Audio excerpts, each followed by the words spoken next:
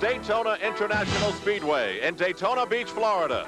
The USA Cable Network presents the Daytona Twin 125-mile qualifying races.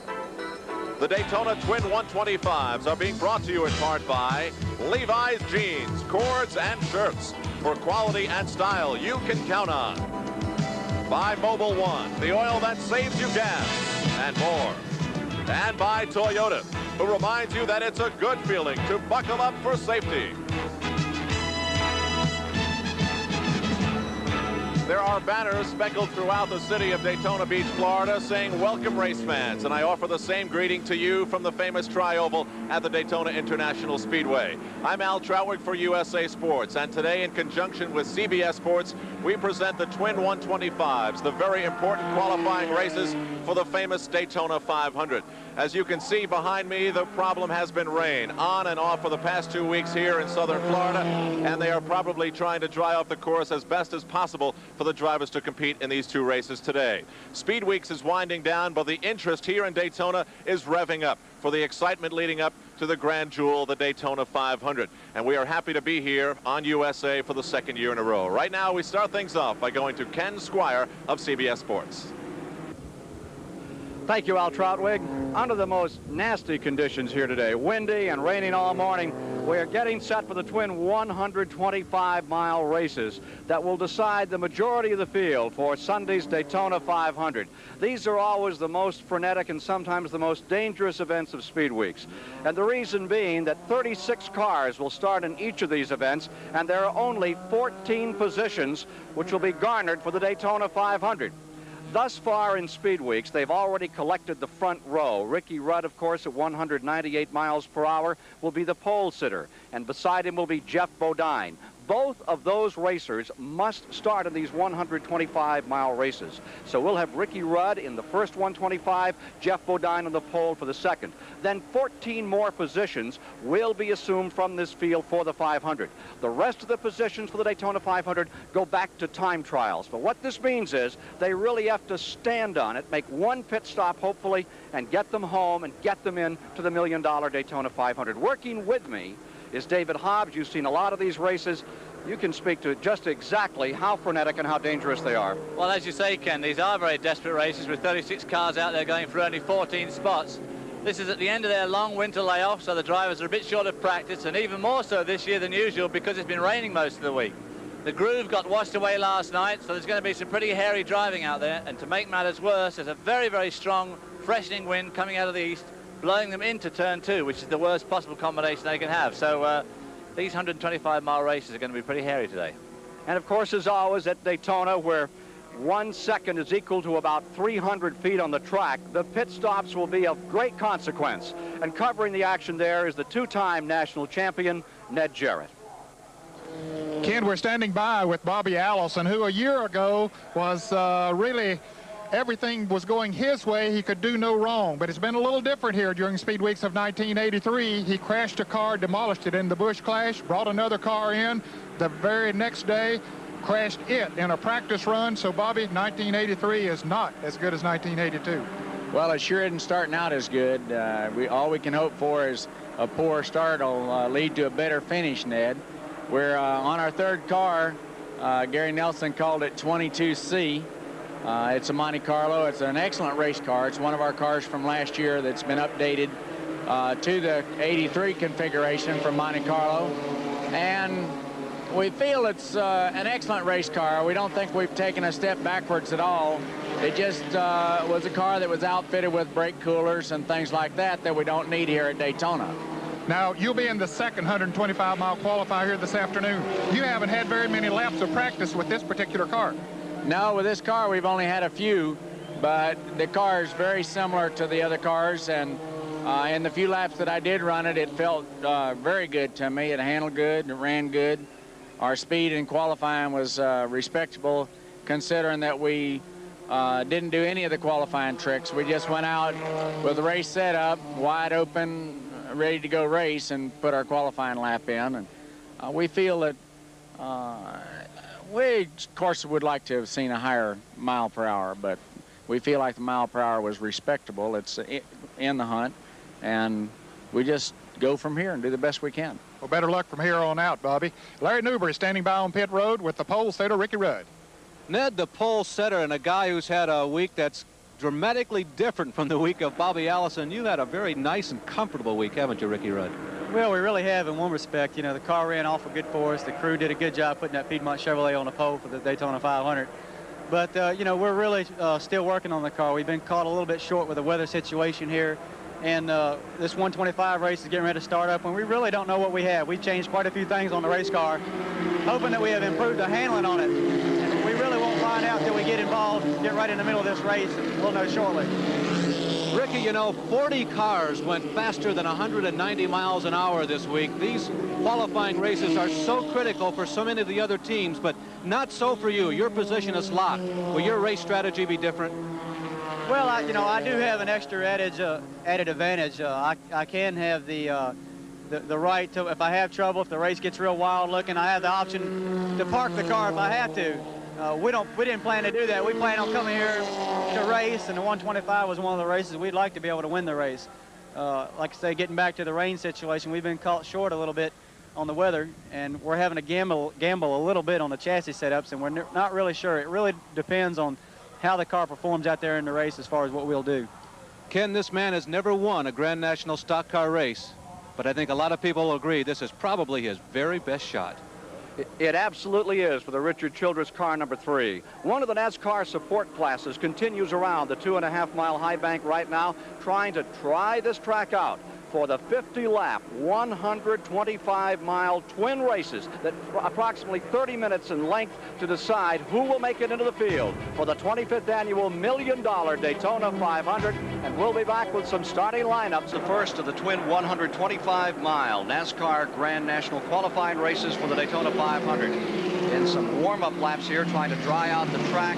Take a look at the weather conditions at Daytona Beach. You see the temperature in the 60s. The wind, not so much a factor as it was earlier this morning, David Hobbs. Well, it seems to me, standing on the roof here, that the wind is actually a lot stronger than it says on there, but I think it will be a bit of a factor, blowing the cars up towards the wall in turn 2, which is always a bad place. It blows across the infield into that corner. But the worst thing is that their racing groove, what there was of it this week, has all been washed away. Track analysis as you look across Lake Lloyd and down into turn number 2. 2.5-mile tri-oval, so simple, so deceptive, so deceiving. That 18-degree area of the tri-oval at the start-finish line, the cars seem to lift there, and they literally float through there at over 190 miles per hour. And the 31-degree banks, if you followed racing at all, you know their history well. Well, again, the wind caused problems in qualifying earlier on this week, and it's a fairly strong wind today. And these cars have all got different size spoilers, which NASCAR are experimenting with just a little bit. And so a lot of people are going to be trying these out for the first time today in a full-scale draft situation. 35 cars will now start. There has been one retiree. Ronnie Sanders of Fayetteville, Georgia, did not come out. Cars headed back into that tri-oval. They're out of turn number 4. And here is your starting grid. Ricky Rudd, for the 3rd time in his career, on the pole, this time for the Daytona 500. He must start this race, does not have to finish it, and he still has the front row. Joe Rutland, who finished 3rd a year ago in the 500, is 2nd. Then comes Darrell Waltrip, still looking for his first Daytona 500-mile victory, and Kyle Petty has qualified very well. Coming to row number 3, it's Bill Elliott, who had some sensational second-place finishes in his Ford last year. Beside him is Benny Parsons' younger brother, Phil Parsons. Then in row 4, the incredible A.J. Foyt, who played such an instrumental part in that victory in the 24 Hours of Daytona just a couple of weeks back. And beside him, Buddy Baker, who ran the fastest 500-mile race in history on this track in 1980. Going to row number 5, it's Dale Earnhardt, and he has beside him the Silver Fox, winner of 105 Grand National races, David Pearson. Moving to row 6, Harry Gant, the Bandit, who won 2 Grand National races last year, and from Sanford, North Carolina, one of the great veterans, J.D. McDuffie. In row number 7, it's Tommy Gale of McKeesport, Pennsylvania. And number 4, Connie Saylor. Remember 2 years ago in one of these 125-mile races, floated upside down 300 feet down the back straightaway. Sanders, a DNS, as we mentioned. Then comes Joe Boer in row 8. Moving along into row number 9, it's Buddy Arrington, one of the only Chryslers, in Imperial no less, out there. Starting on the inside, Ron Bouchard, who won the Talladega race on CBS a couple of years back, starts on the outside of that row. Row 10 is Del McCowart and Dave Marcus. Watch out for Marcus. He won at Richmond, Virginia a year ago. Row 11, the ARCA 200 winner this past Sunday, Farrell Harris of Pikeville, Kentucky, and Phil Duffy. Row 12 is Ralph Jones and Ronnie Thomas, a former Grand National Rookie of the Year. Row 13 is Clark Dwyer and Steve Moore. Then Elliott Forbes Robinson, the Trans Am Sports Car champion, is on the inside of row 14 with David Simcoe flanking him.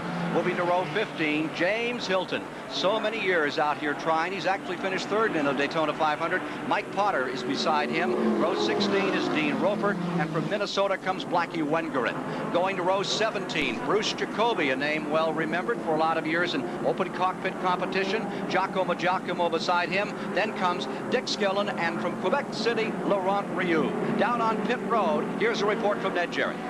Ken, the track might be dry, but it's a different situation on pit road here, and a lot of the crew members are a little concerned about the dampness on pit road because of the rain that we've had earlier here today. So they've cautioned all of their people and their drivers to be very careful when the cars come into the pits, because these tires that they use are not treaded tires like we would see on the highway, so they don't adhere to wet pavement very well. So they've cautioned all of the members up and down pit road here to be very careful when they come into the pits. We're getting ready for green. These pace laps have been taken at a very leisurely 97.4 miles per hour. The record they're going against in the 125-mile races, 1970. The race record has stood against 25 challenges. Cale Yarborough has the record. He set it with the Wood Brothers number 21 at 183 miles per hour. Pace car is coming down, dives onto pit road, and as it ducks in there to the safety of pit road, the field is ready for the first 125-mile race.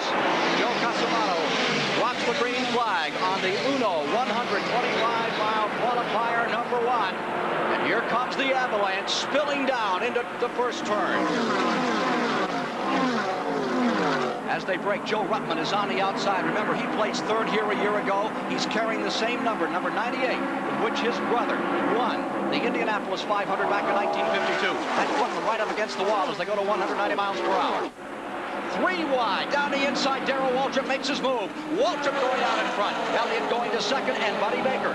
Buddy Baker with a new team this year, the Wood Brothers, goes into third spot. And Bill Elliott's right behind him, and Darrell Waltrip's making a brave start in this race. He's the only 4-time winner of these qualifying heats in a fairly short career, relatively speaking. And he's got a good lock on the lead at the moment.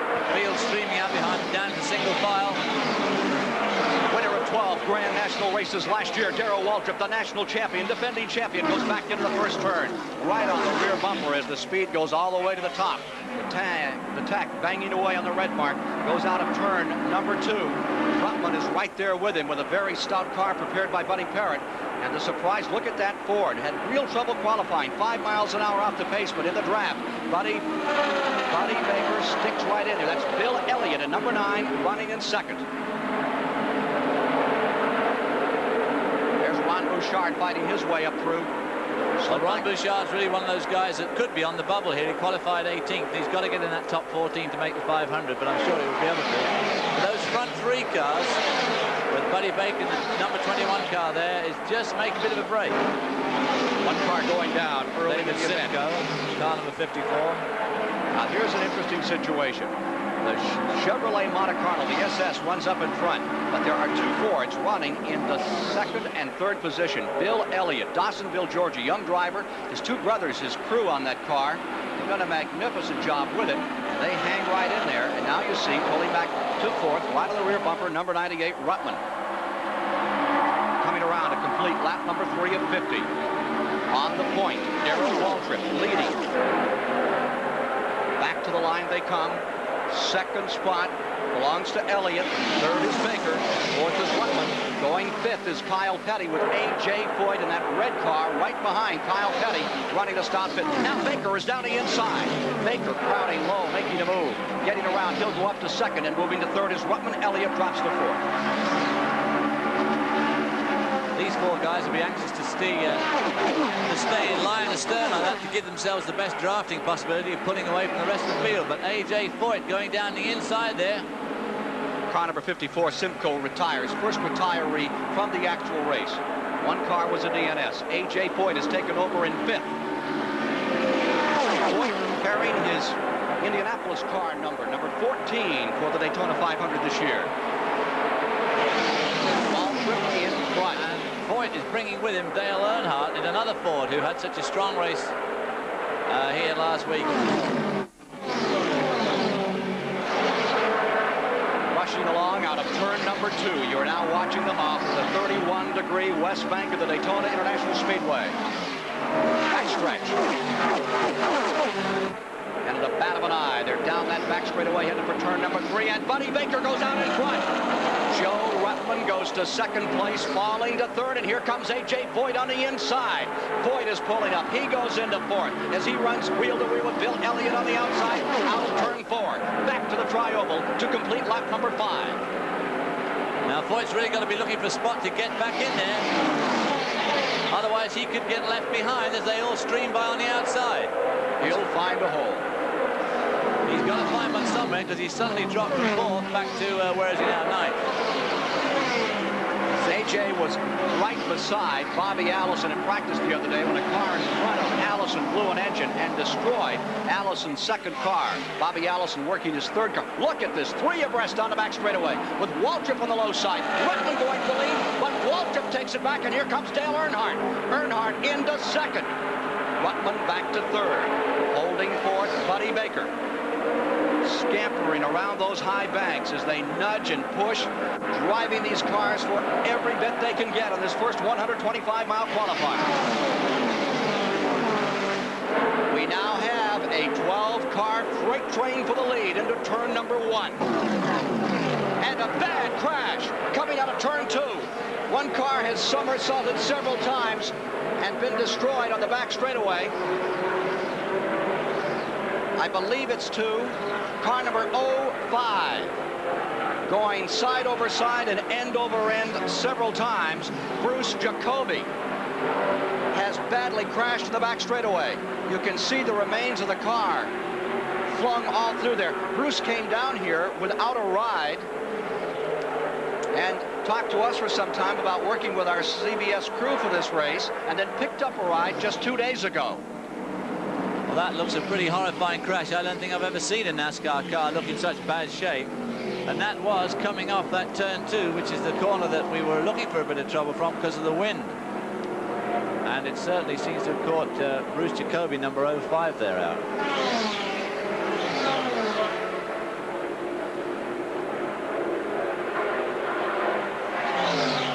Let's see, he was not, of course, running with the leaders. He was well back in the field.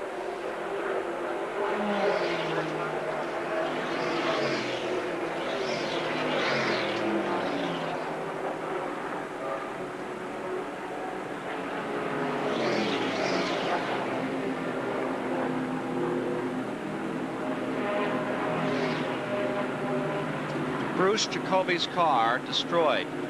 I must tell you that I have seen Bruce in another accident similar to this, as bad, at Charlotte, North Carolina. He went end over end about 9 times several years ago, was badly injured, and at that time retired, but he has wanted to come back, got an opportunity here, and at the last moment had an opportunity to get in this race. There's Stevie Waltrip, who is scoring her husband, has heard the word that there has been a bad crash, but this time it does not affect her. The twin 125-mile qualifying race number 1 is under caution in lap number 8 at the Daytona International Speedway. At the track hospital, Bruce Jacobi has been taken to the track hospital here for observation. We expect them to be transferring him to the Halifax hospital here in just a few moments. That's the word that we have here for further observation. Now let's go to pit road with Larry Newber. Ned, Bruce Jacobi is one of the drivers that a lot of fans like to be around and like to see. Some may say that Bruce Jacobi over the years has been one of the guys who has filled out the field, but he's always been very loyal and very dedicated to the sport of automobile racing. He was involved in the transition a few years back in IndyCar racing when they went from the front engine to the rear engine cars. He's tried for quite a number of years to qualify for the Indianapolis 500-mile race up north, but never succeeded. His first love in recent years has been down here in the south running stock cars, but he has always kept his ties to the north. He's very closely aligned with the Potter family back home in Indianapolis, where the 3 Potter boys, or all 3 brothers, run actively on the USAC midget division. But Bruce Jacobi has been trying very, very desperately to get into this Daytona 500 field for the last 3 or 4 seasons. The remains of car number 05, which was running 31st at the time of the incident, coming out of turn number 2. It has rained here day after day in Daytona. And It would appear that maybe something just happened coming off. The car got caught in that mud off turn number 2. And well, this is the problem. When it's been raining this heavily, the infield is absolutely saturated at the moment. I've never seen it as wet as it is. And of course, you've only just got to get a wheel in that at that sort of speed, and over she goes. There's no question it's going to happen. 2-3 years ago, we saw a Cale Yarber spin there and get on the mud when it was also very wet, but he was extremely lucky. The car didn't roll, but he slid for hundreds and hundreds of feet, throwing up spray and mud. But unfortunately, Bruce Jacobi wasn't quite so lucky. The All-American Holmes Pontiac by Bruce Jacobi in this race from Indianapolis, Indiana, destroyed here in the early going. By to complete 13 laps, to complete 14 laps, 36 remaining. Field coming down to take green. Resumption of the twin 125-mile qualifying race number 1, the Daytona 500. 14 positions available. Caution brought out by a terrible crash by Bruce Jacobi. Going back into the first turn, it is Darrell Waltrip on the point. In the second position, it is car number 15, Dale Earnhardt. And riding third is Joe Ruttman. Then you see a 15-car length interval back to the fourth place car, Buddy Baker. Kyle Petty is right there, running next. In the fifth position, then Bill Elliott in the sixth. Running seventh is A.J. Foyt. Going eighth is Ricky Rudd, who sat on the pole. And ninth at the present time is David Pearson, with 10th Ron Bouchard. Out of turn 4 and back to the line they come another time. Leader is Waltrip. Into the fourth position goes Kyle Petty as he moves around Buddy Baker. Kyle Petty with a whole new look on his car this year, carrying number 7, not the familiar Petty numbers of 42 or 41, 43. Number 7, the number with a complete new team. Kyle Petty running fourth. Well, those front 3 cars were making a bit of a break for it, but Kyle and Buddy Baker have closed right up on him as they go into turn 3. And Bill Elliott is back in 6th position, knocking on the door. There are the leaders. Out of turn 4, off the 31-degree banking, 1,600-foot straight away to the tri-oval. This is, by many people's consideration, the fastest part of the track, over 200 miles per hour right here, inches apart. In the 7th position, Ricky Rudd, and A.J. Foyt is in 8th. Now Foyt drops to the inside of the red automobile, and he picks up a spot. Ricky Rudd getting awfully close to the wall as they came off the tri-oval, and very high there as they go through 1 and 2. A.J. Foyt alongside him, again getting left out of the draft. Right behind A.J. is Ron Bouchard. And here's Bouchard back on the outside, and dropping back to 9th goes A.J. as Bouchard shot around the outside. Ron Bouchard at number 47 from Fitchburg, Massachusetts, making his presence felt now among the leaders in this first 125-mile qualifying race. Back on the point, Waltrip in front. He's never won the Daytona 500. Remember in '79 when he finished second to Richard Petty in that incredible finish? Well, he wants to change it all. 112 races. This is the one track where he hasn't won the big one. He keeps winning these qualifying races, but he can't win the 500, which is obviously the one he really wants to win badly. 51 Grand National races have been won by Darrell Waltrip. He is the big breakthrough in Grand National racing. Here he is in front. Right behind him comes the man who was Rookie of the Year one year and then won the national championship the next, Dale Earnhardt. That's Darrell Waltrip, your leader. And he's been out in front right from the very beginning. Smiling Darrell Waltrip there, but I bet his face isn't setting that same smile quite at the moment. 7/10 of a second separate the first 11 cars. Past the stands, they will be packed come Sunday for the 25th annual $1 million Daytona 500. Trouble. Del McCowick's car is down on the inside. There's a couple more, and caution is coming out. Field racing back to the line. They are down at turns 1 and 2. And everybody is lifting. No one's taking any chances. You can see them coming off the throttle a bit and holding them as they come around. Those crew chiefs on their radios to their drivers. So we've got big problems up ahead. Let's go to Ned Jarrett. Ken, we're still standing by at the track hospital. As you can see, they're moving Bruce Jacobi now to put him in the ambulance to take him to the local Halifax hospital. His wife, Yana, just came in a few moments ago to be with him, so they'll be transporting him over there for further observation. Del McCoward of Savannah, Georgia in a Buick automobile, and Mike Potter of Johnson City, Tennessee in an Oldsmobile involved in that collision in turn number 3, which brought out the second caution of the race. We are now working the 22nd lap. That means we've completed 55 miles in the first of the twin 125-mile qualifiers at the Daytona International Speedway. After 21 laps, a wholesale change of positions. You see some of the cars that are running up in front now and trying to stay in it. Preparing for the restart. Second restart in the twin 125-mile qualifying race number 1 for the Daytona 500. And single file down into the east banking they go with Buddy Baker on the point. Ricky Rudd, the man who will sit on the pole Sunday, qualifying at over 198 miles per hour there in second. Remember that Cale Yarborough actually turned a lap at 200 miles an hour, but in his second lap of qualifying destroyed the car right here where these cars are running now. And since he had to re-qualify in a new car, that old mark could not stand. So it will be with an asterisk that record will go in the book. Well, here they come, braking as they get the green flag from Harold Kinder, and what an assault in the trioval. Well, we're getting down to the wire on this race. There's only another 30-odd laps to go. And as we've already stressed, this is a very, very important race because you've absolutely got to finish in the top 14 to guarantee yourself a spot in the 500. Key player, A.J. Foyt, picked up about 4 automobiles. A.J. is on the bottom side, and he is flogging that car on a turn number 2. But again, if he's not careful going down that very fast back chute, he's going to get left out by that row of cars up by the wall. There we see Dale Earnhardt right behind pole sitter Ricky Rudd as they go through turns 3 and 4. Car number 73, Moore, is smoking. He'll be retiring from the event. Bad break for that young man. He's made a couple of stabs here before. Steve Moore. Field comes rolling down to complete. 25.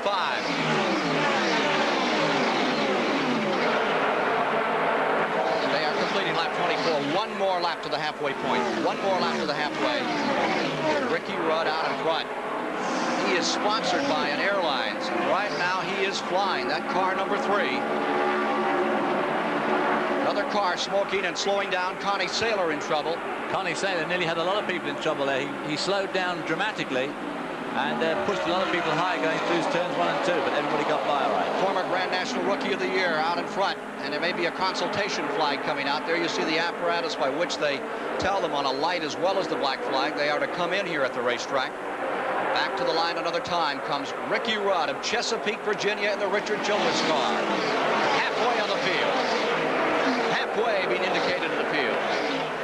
Dale Earnhardt, who had such a great year back in 1980. Then it all fell apart on him. 1979 Rookie of the Year. He's right there beating on the door in the Bud Moore car number 15. Ricky Rudd, the baby-faced kid with the iron foot, stays up in front. Car number 66, Phil Parsons, on pit road, brother of Benny Parsons, in his first Grand National race. Brings his car in, say sayonara to his chances here unless he has a very fast time. Back straight away as we watch the moments on Phil Parsons' car. It is Ricky Rudd leading. Second spot. A.J. Foyt has moved to third. Let's go to Ned Jarrett. Again, we're still standing by the hospital. The report is, we did report that they had taken Bruce Jacobi to the local hospital. One of his crew members came by and said that, of course, he was breathing, that he was unconscious, but they're taking him for further observation, and his wife, Yana, has gone with him to the Halifax hospital. Thank you, Ned.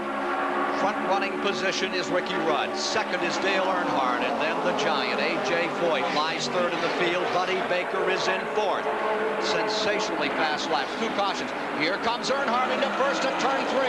A.J. Foyt comes up into second spot. And they all take Buddy Baker through with him into third spot, putting Ricky Rudd back into fourth spot. Just shows how quickly the positions can change in these tremendously high-speed races around the oval here. Back to the tri-oval. Earnhardt in first. Here's Foyt nosing down to the inside. Crowd on their feet, as well they should be. Here they are, side by side, back to the first turn.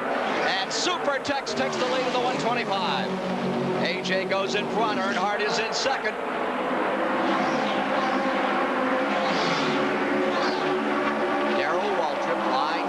Buddy Baker is in fourth. Kyle Petty running a tremendous fifth.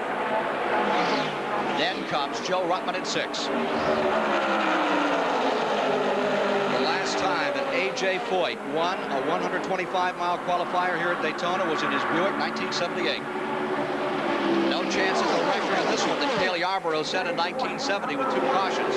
That record of 183 has withstood another challenge. Unfortunately, by cautions.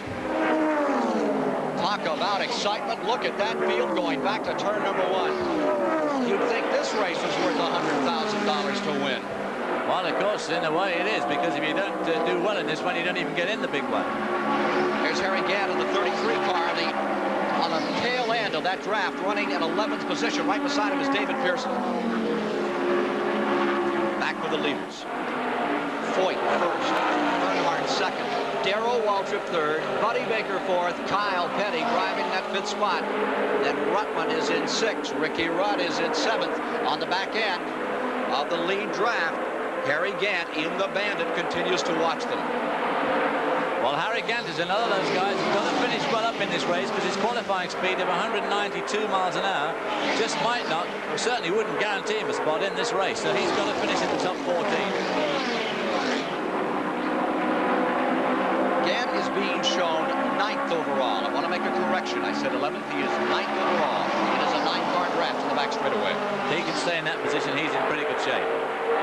There's old A.J. himself, Dale Earnhardt. Darrell Waltrip coming down the inside as they go into 3. Buddy Baker high, Darrell low, and behind Darrell Waltrip there, number 09, that's Bill Elliott in his Ford. A.J. Foyt gave that car number 14 to Cale Yarborough to drive in the Clash, a race among the 16 pole cars of a year ago. Just turned it over to A.J., or rather to Cale, after Cale's car had turned over and gone upside down backwards into the wall at 200 miles per hour.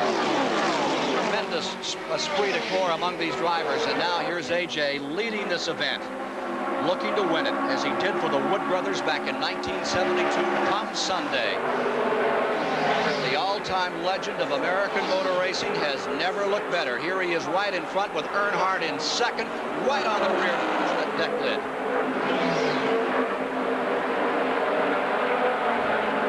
Back to that 9th and 10th place battle. Ron Bouchard in number 47, Bill Elliott in number 9. Now, Ron Bouchard really has got to do well, because his qualifying speed was only in 191 mile an hour. That certainly won't get him in the race unless he finishes in the top 14.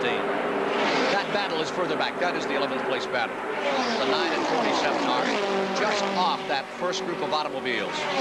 They somehow got separated after that second restart, and they'll be very lucky. Although if they really keep drafting really close together, they just might be able to drag themselves back to that 9-car draft for the lead, which A.J. Foyt is still leading.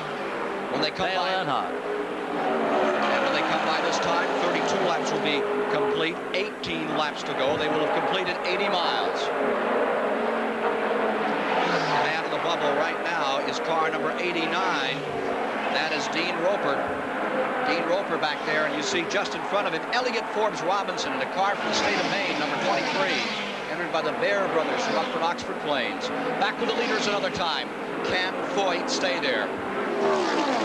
Wily gentleman from Houston, Texas, stays out in front. So you think that old A.J. is getting a little long in years and mellow. He comes out like he did in the 24 hours and puts it on everybody. He certainly seems to have mellowed down a bit, but he sure as hell can drive a racing car still. And look at this 65 Joe Burrow coming into the pits extremely fast, nearly lost control as he got on that wet pit road. Managed to pull it off all right though, but there's old A.J. Foyt. There we see him pulling up, but it was a bit of a hairy entrance. 10th place car in the race is Ron Bouchard. Back to 11th is fallen car number 9 Elliott. As you watch the leaders lapping a car going down through, looks like the Roger Hamby entry. All pushing and jockeying for position. They don't want to get out of line, because you've only got to get alongside these guys and you just immediately drop right back.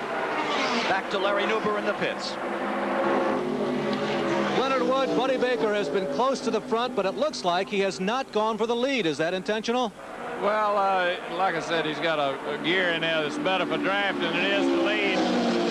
And he's just going to kind of set back in and try to feel everybody out. And actually, we need a little more gear in it to lead. And I don't know how he's going to turn out when we start running for the finish.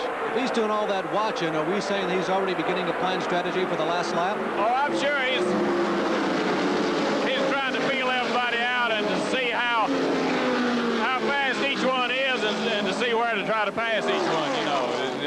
this early, you know, so it comes down to the last few laps, you know which way to go. The big tracks, Ken, are one of Buddy's specialties. I have a feeling he may be somebody to watch, particularly the last 2 laps. 21, Baker riding fourth. Waltrip sneaks a peek at first place, pulls back in. Number 11, Waltrip. New colors for Waltrip this year, but the same determination. 5th spot, Kyle Petty. What a run. The 3rd generation of Petty's is making his 25th anniversary. His grandfather won the first Daytona 500 in 1959. And now the newest generation to the competition. Here's Blackie Wengren's car slowing down. Minnesota driver having some problems here today. Back with the leaders into turn number 1. Foyt on the point. Earnhardt willing to play it in 2nd. Wait, lurking back there in 3rd. Waltrip in the Junior Johnson prepared car. I think everybody's pretty much prepared at the front at the moment to just keep the status quo. They don't want any more yellow flags if they can possibly avoid it. And as long as they all finish in this position, they'll be okay. But we're going to see some actions as we get down to the last lap with so many cars bunched so close together. Here they come off the corner again. I talked to Junior Johnson last night. Did you ever put any pressure on Darrell Waltrip? I said, no, not as long as he wins. This is the one he hasn't won. Back to the tri-oval, down into the turn 1. Foyt stays right in front, rides high, then ducks down to the 31-degree banking.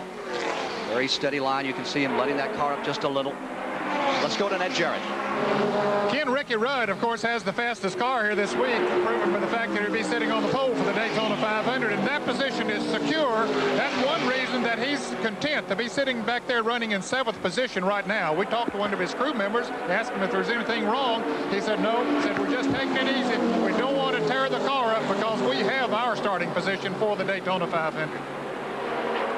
It is a test bed for those fellows in the front row. For the rest of them, it is a matter of sheer desperation. Back to the line they come, and Kyle Petty begins to make a move under Darrell Waltrip out of the tri-oval. It's Kyle Petty on the inside, number 7. Waltrip on the outside for 3rd position. Directly in front is Foyt and Earnhardt. In turn number 1. Foyt and Earnhardt trying to draw away as 11 and 7 run side by side. There's a 7-11 combination for you down the back straightaway. A very good 7-11 combination, but look, by running side by side, how they've given A.J. Foyt and Dale Earnhardt, they've suddenly given them about a 15-car length lead.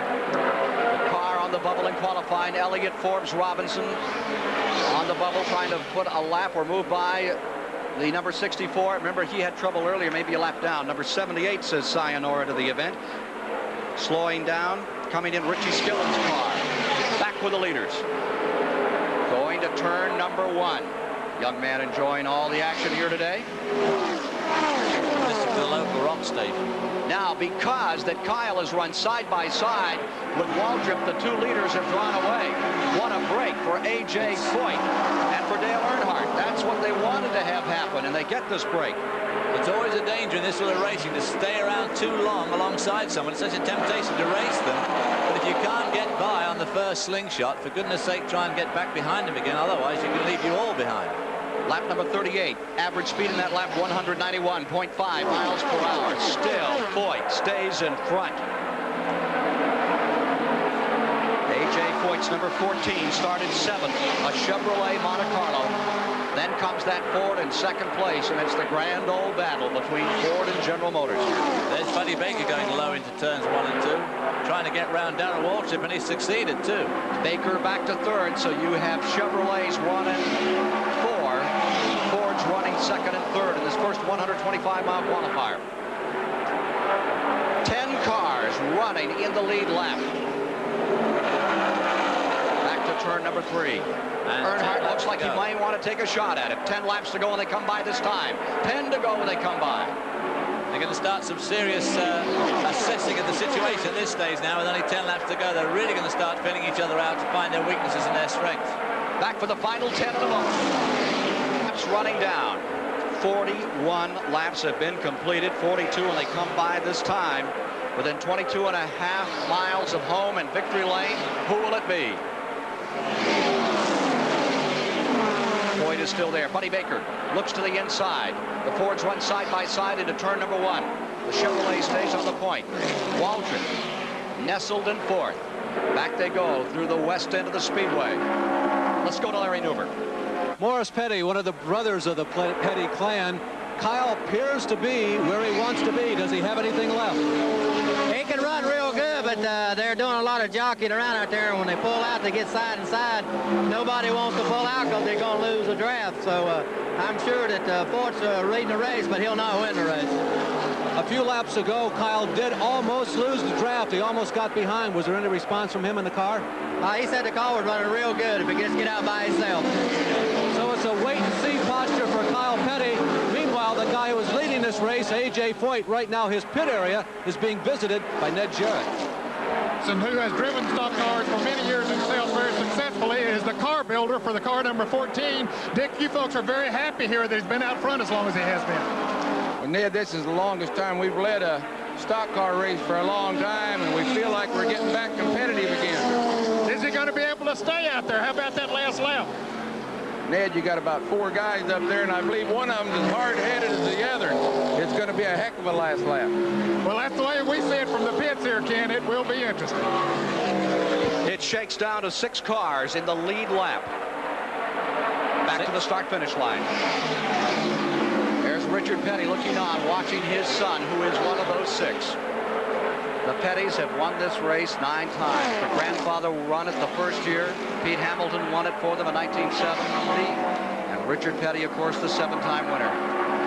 There in the front 4. And there's the car that they are reporting on the bubble as the Tommy Gale car, number 64 of Ford. That's the car that we saw dragging his fuel can out of the pit area, so I thought he probably lost a lap at that stage.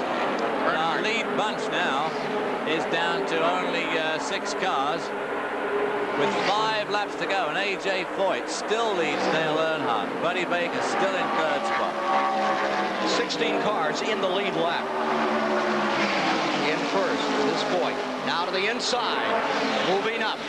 The yellow car sneaking out for a second and dropping back was Darrell Waltrip in the 4th position in car number 11. Riding 5th is Kyle Petty, and in the 6th position is Joe Ruttman. And Ruttman, one of those lead cars has suddenly gone right off the pace. I think it's the car of Darrell Waltrip. Darrell Waltrip car suddenly lost steam. He's slowing down on the back straight, so that's Darrell Waltrip out of any chance of winning this race. Which leaves the front 3 cars, A.J. Foyt, Dale Earnhardt, and Buddy Baker out on their own, because Darrell's sudden slowing down there really pushed Kyle Petty and Joe Ruttman off the pace. There we see Darrell either rolling or at least driving very slowly down to the pits. back to the tri-oval. They put a lap on James Hilton as the laps run down. 46 laps have been completed. The average speed a very slow 147 miles an hour because of 2 caution periods in the event. The first of the twin 125-milers. Can A.J. stay there? He angered his fellow driver in the 24 hours as David Hobbs was there with the Bob Wolak, a French driver, German extraction. He was very upset that A.J. took over the car. Said he was concerned that A.J. couldn't drive a Porsche 935 and he couldn't drive in the rain. So A.J. went out and won the race with the fastest lap of the event in the rain. Waltrip on pit road. Let's go to Larry Newberg. Darrell rolls in. He radioed from the track. He felt it was an ignition problem. Sometimes it's pretty difficult to tell exactly what's going on underneath the hood of these race cars that are out there at almost 200 miles per hour. But Darrell's suspicion was ignition. Of course, the crew is down in that department now. Remember, this will not ruin Darrell's chances of being in the 500-mile race. When they come by this time, 48 laps complete, 2 laps to go. 120 miles down. It'll be a 5-mile shootout to decide it. Chevrolet runs in front. A.J. Foyt. Dick Hutcherson, the crew chief. In the 2nd spot is Dale Earnhardt. Bud Moore, the crew chief. And then in the 3rd spot, Buddy Baker, who loves to go fast. The Wood brothers, the operators of that machine. Here they come. Down another time. 2-lap indicators given by Harold Kinder. And Kyle Petty and Joe Ruttman have really pulled back up into that leading trio. I thought the leading trio might have got themselves a bit of a gap there, but it wasn't to be. Kyle Petty is going extremely well today, and out of the pits pulls Darrell Waltrip, in fact. Now down just 2 laps. But as it says, it doesn't really matter with him because he qualified at 196 miles an hour, so he's going to be a shoo-in for the race any event. But it does mean he'll have to start further down the pack. Indeed he will. He'll be way out in the back of the field in Sunday's Daytona 500. Earnhardt looking down the inside. Kyle Petty having a go at Buddy Baker there on the inside as they come round turn 4. Lap traffic, just coming up on some lap traffic. Lap car directly in front of them. They squeeze through. That's Tommy Gale, I think, in that number. White flag, 1 lap to go. Tommy Gale overlap back into turn number 1, and now is the time for the maneuver. Kyle Petty, the first to move, down to the inside in turn number 1. Kyle Petty drives inside of Buddy Baker. Baker on the high side, Kyle Petty dropping back. Does Foyt have enough? Can he stay there? He had no time to practice, no time to really get the car massaged and ready for this race. Car that's almost fresh out of the box, but it has the master. Now Earnhardt makes his move going to turn 3. Baker comes with him. Earnhardt into first, Baker into second, Foyt dropping to third. Around they come through 3. Foyt way high on the track. Down to the inside, under A.J. Foyt, moving up is Kyle Petty. Here they come, pounding for the finish, and Kyle Petty leans on A.J. Foyt. Here comes Baker to the outside. Winner's going to be Earnhardt. Checkers flying, and the Fords have done it. They have run slowly in qualifying, but there ain't no holding them back now, David. There certainly isn't. That car of Dale Earnhardt's has been running very strongly all week, and what a performance he put on today. Poor old A.J. Foyt, of course, leading so many laps, but you just know in the back of your mind that if you lead the penultimate lap in one of these really high-speed races, you almost sealed your fate. Here's A.J. coming up to congratulate. Let's take a look at the photo finish. And of course, not only do you drop from first to second, you drop from like first to whatever he was, 4th or 5th.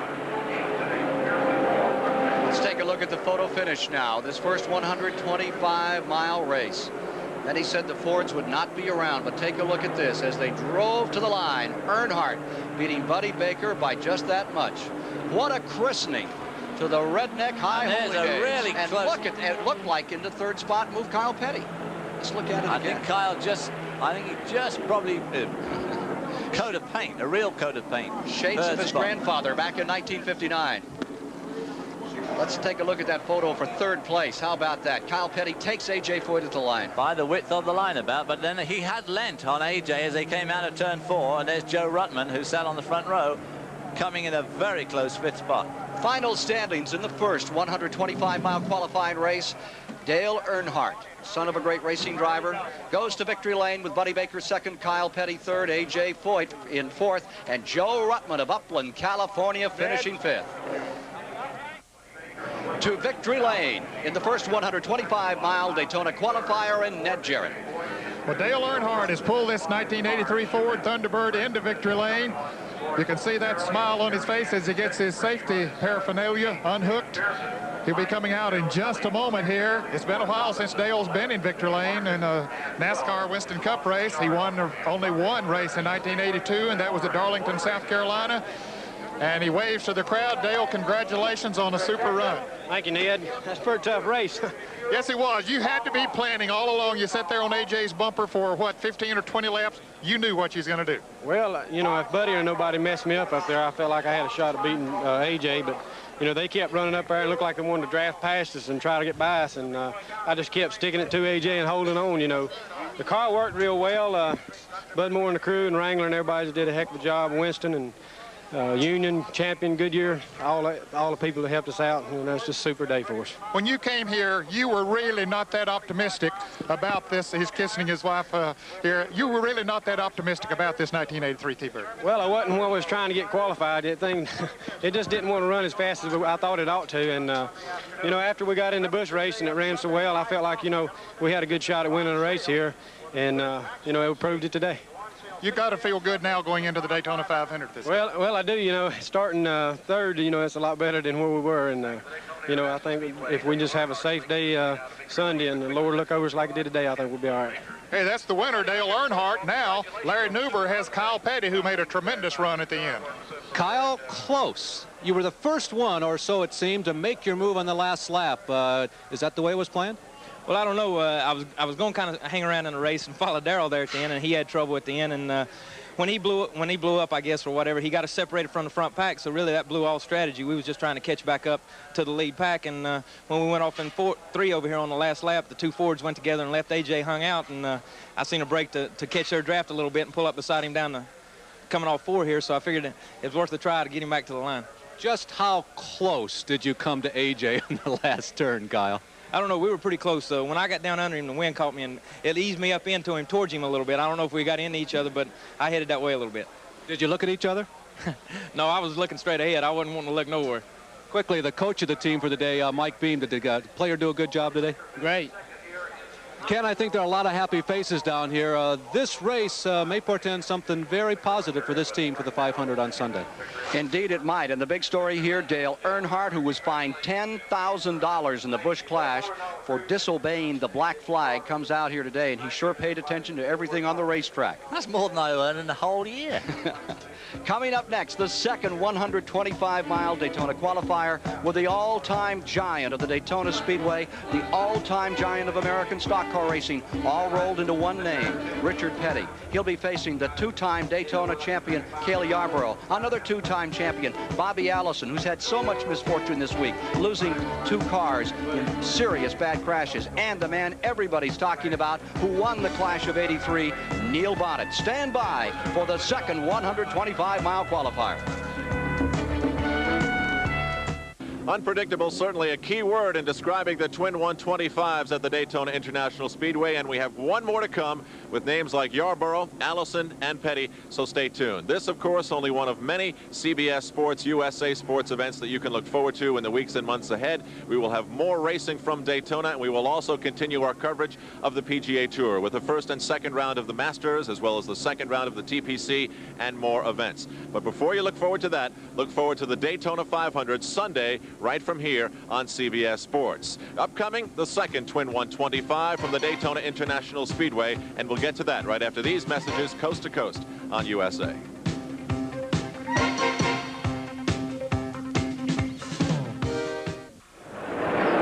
The second 125-mile qualifying race for Sunday's $1 million Daytona 500 is now on the track, and let's take a look at the starting lineup. Remember, 14 cars will qualify from this event. Jeff Bodine is on the pole. Now, he already has secured a position. He was the second fastest in pole position qualifying day, but he must start this race, and he for sure will be out here to try to work out any bugs in car number 88. Then Neil Bonnet, who won the Clash, starts right beside him. In row number 2, it's Richard Petty in number 43, and Richard Brooks is suited up again. In retirement for several years, he's back. In the third row, it is Tim Richmond of Ashland, Ohio, and Lake Speed driving the car Buddy Baker drove a year ago. He could be a real surprise. Row 4 is Rusty Wallace and Sterling Marlin. Going to row 5, Benny Parsons, who won this race back in 1975, and Jody Ridley in a brand new car. Row 6 is Mark Martin, and comes Lenny Pond on the outside of row 6. Going to row 7, Morgan Shepherd and Bosco Lowe. Then in row 8, it is Bill Scott and Cale Yarborough, who turned a lap at over 200 miles an hour and then turned over on the outside of row 8. Tom Sneva, the great IndyCar champion, starts on the inside of row 9. Terry Labonte's scheduled the next position, but Labonte's car is being pushed back. He's having trouble getting started. What a misfortune for the Billy Hagan car number 44.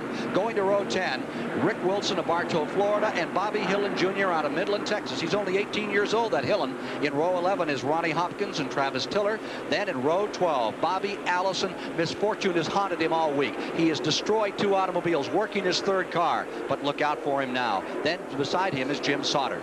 In the 13th row, Rick Newsom and Jimmy Smut-Means out of Alabama. Row 14 is Darrell Sage and Slick Johnson. Going to the 15th row, Bobby Wowak of Villa Park, Illinois, and Rick Baldwin. In row 16 is Rondi Sanders and Joe Milliken. 17th row, Mike Kempton and Jerry Bowman.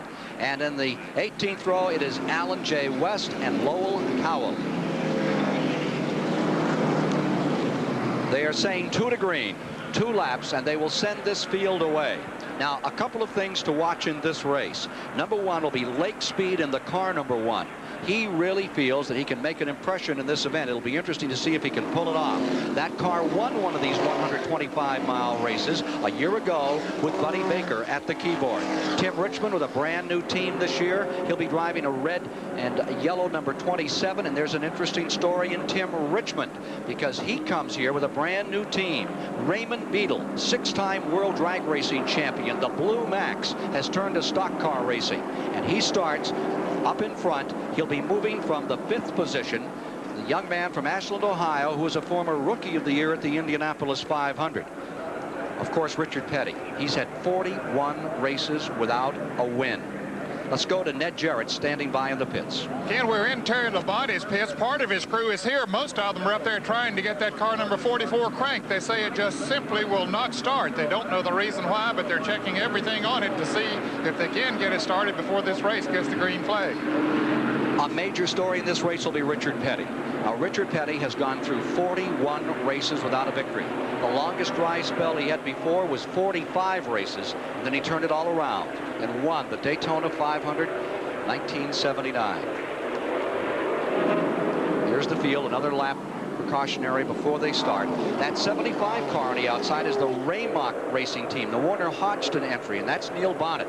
And in the Clash, that $220,000 50-mile, 20-lap race, this car number 75 came from the last row, from 15th position to win it in the most dramatic Clash in its 5-year history. Look out for Neil Bonnet. That is a pistol cocked and ready to fire in car number 75. Now there you see that 1,600-foot area that comes out of the tri-oval and leads to turn number 1, and it's very deceptive in there, David Hobbs. It certainly is, especially on a blustery day like today. We've had 125 miles of racing already, so there is a bit of a racing groove down, but still these guys haven't had a lot of practice this week. The weather's been so poor, there's been so much rain, and most of them, of course, haven't had any practice in the draft yet, which of course is what all this NASCAR racing is about, and so we're going to see a lot of finding position. Still backing Terry Labonte's car up. He has a brand new crew chief this year. Dale Inman has taken over in that car. They lost a car in the Clash. It was destroyed in a 3-car shunt. He was trying for the lead when Bonnet went for first place in the last lap. He moved the Darrell Waltrip car up a bit, and there was no room for Terry Labonte on the outside, and the car was destroyed in the wall just a few days ago. And that's one of the reasons, of course, why Dale Earnhardt got fined the $10,000, because he laid smoke and oil all over Terry Labonte, mainly windscreen. What a story in car number 88. The man on the pole for this race, Jeff Bodine. That car was a red and white number 50 a few days ago.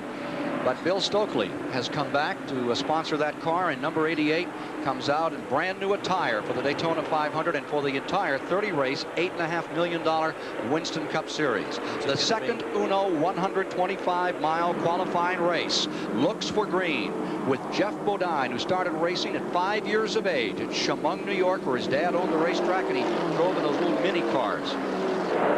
He's won over 500 races. Don't discount Bodine from the pole. Right beside him, one of the members of the Alabama gang, Neil Bonnet. And then in row 2, Richard Petty and Richard Brooks. Down to the line they come. And the green is out.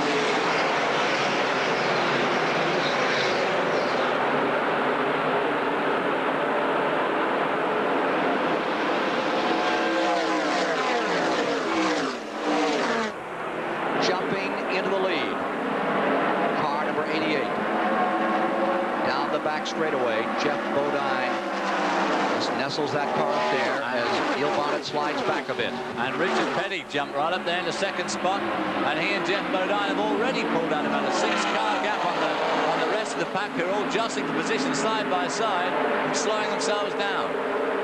Neil Bonnet is in third, and riding fourth is Tim Richmond, and they are 3 wide coming off that banking to come around to complete lap number 1. Bodine first, Petty second, Bonnet third, side by side for fourth. On the inside, it is Tim Richmond. While on the outside is Lake Speed. Lake Speed in the Haas Ellington car. Now Richmond on the inside goes to fourth.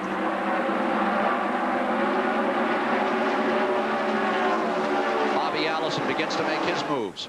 Allison is beginning to cut up through traffic in a hurry. Cale Yarborough. He's finding his way up from out back. There he is, screaming through automobiles. There you see him going by Rusty Wallace, former Midwestern champion, and getting trapped. He's caught in there. That's Ricky Rudd directly in front of him in car number 2. And for a moment, 28 has no place to go. That was Mark Martin in car number 2 who trapped Cale Yarborough, who had a fantastic crash here early on in the week. After trouble in the tri-oval. We have a car losing an engine. Car number 46 coming unglued. Travis Tiller's car coming into the tri-oval.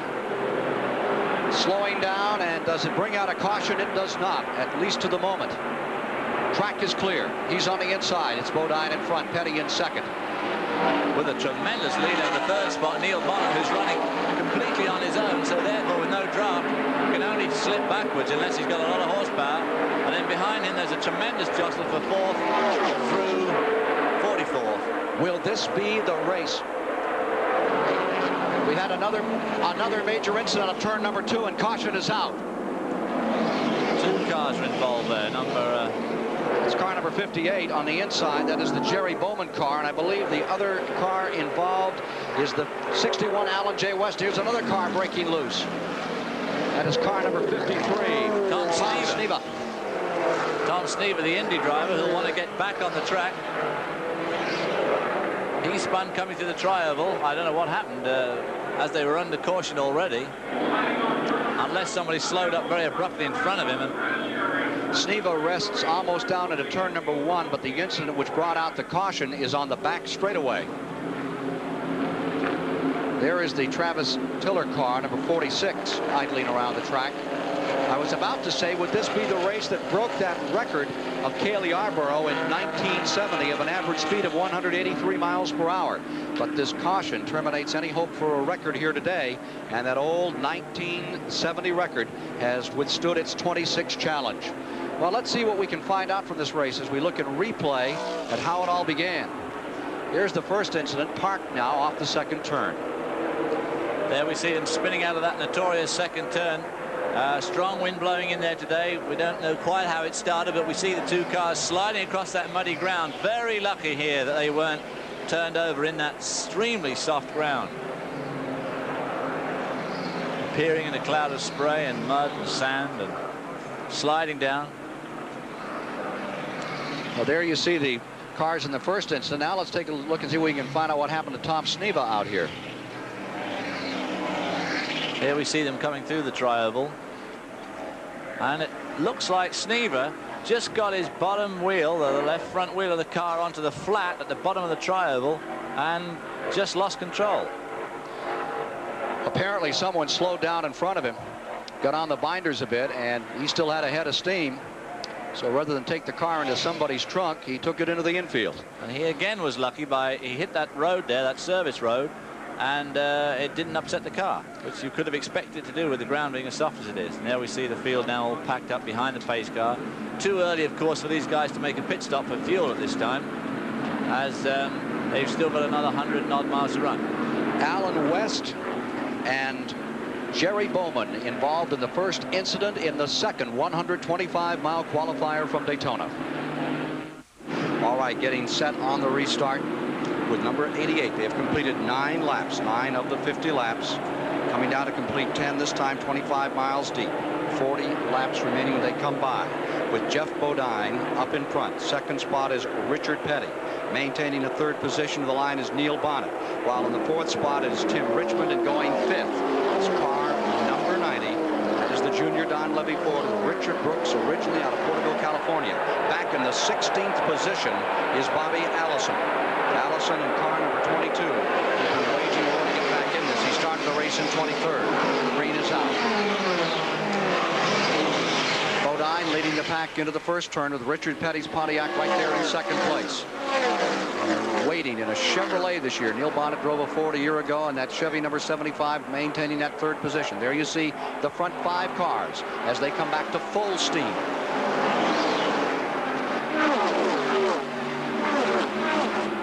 Flashing down the back straightaway into turn number 3. Bodine in front. Let's watch Bobby Allison as he continues his assault. He's already knocked down the Dick Trickle car. Here he comes He's after that black automobile of Rick Wilson. He is up to 15th position. He is fighting for 15th at the present time. Number 22, Allison. Bobby Allison, who's had 2 terrible crashes here. One in the Busch Clash, and then one after that when practicing for the Daytona 500. Morgan Shepherd out there in the 02. The 62 car, Rick Wilson. There's your leader, Jeff Bodine. Jeff Bodine in the lead, and here's Richard Petty taking a look at first place. Will he take a shot? He does. Petty going to first, Bonnet going to second. Richard Petty once again leading in his favorite track. Allison going through cars once again, takes down 3 more. He was 16th when the green came out after that caution period, and he continues to blitz the field. Bobby Allison in car number 22 assaulting that field from the back, trying to get a good qualifying position down the inside through the tri-oval and into turn number 1 and 2. Well, you see Tim Richmond making his move to 3rd. He's lying in 12th spot now, but he's all on his own. And there's 5 cars in the lead bunch. Then there's another 7 cars, and Bobby Allison is following right behind that lot. Back to turn 3, the leaders. There's Bobby Allison now by himself, midway down the back straightaway, 12th position for car number 22, Allison. Leaders, turn 4. Petty, Bonnet, Bodine 3rd, Richmond 4th, 5th, Richard Brooks. Brooks with a ride that Jody Ridley had 1 year ago. 6th position is Lake Speed. Moving to the 7th position is Mark Martin. 17 car says goodbye. Sterling Marlin. Sterling Marlin on pit road. Father Cuckoo Marlin, who had a lot. His father nearly won this race one time, 125-mile qualifier, and thought the white flag was the checkered flag and slowed up a lap early and said goodbye to that one. Well, there we see the lead 2 cars. Richard Petty leading Neil Bonnet here. They've got a bit of breathing room over the 3rd place car. In fact, the 3rd group. But they're hounding them down. Lake Speed back in 6th. Mark Martin is in 7th. Going 8th is Benny Parsons. 9th, Cale Yarborough. Here comes that second group of cars, and there you see Lake Speed leading it. Cale Yarborough on the number 28 car. Remember, he lost a car at over 200 miles an hour in qualifying for the Daytona 500. Upside down and backwards into the wall, and 4 hours later, A.J. Foyt gave him another car, and he ran it in the Clash. And he's been running strong all week. The 2-time Daytona 500 winner. Jeff Bodine in 3rd spot. Run down the 2 leaders. Having a bit of a go there at Neil Bonnet, deciding against it as they go through turns 3 and 4 over the tunnel there. You can see those cars shaking badly as they go over that big bump. There's the second group. 15 laps, 37 miles complete as they come across the start-finish line. And there you see part of the crowd out on a cold, dark day. And into the pits comes Bobby Allison's number 22. He's used up 2 cars already this week. Bobby Allison there to Larry Newbert. As near as we can tell, we were just beginning to talk with Gary Nelson. As near as we can tell, this is a routine and planned pit stop. They have no choice in the matter here today. Allison has to charge from lap number 1 to lap number 50. As you have pointed out, he has to finish as high as he possibly can. They're changing left side rubber. They have topped off the tank. They definitely plan on going the rest of the distance now after they get out of the pits this time. Now they made a late decision. They're going to put the car up on the right side. This is a lengthy pit stop, Ken. I think it's going to be very costly for Bobby Allison and crew chief Gary Nelson. Allison going 1 lap down. Bobby Allison and number 22 going a lap down. 34 laps to go. 16 complete. Petty in front.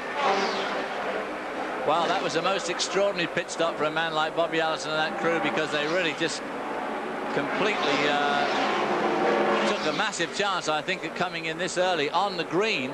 All it needs now is a caution, and everybody else will make their pit stop, and he'll stay that lap down.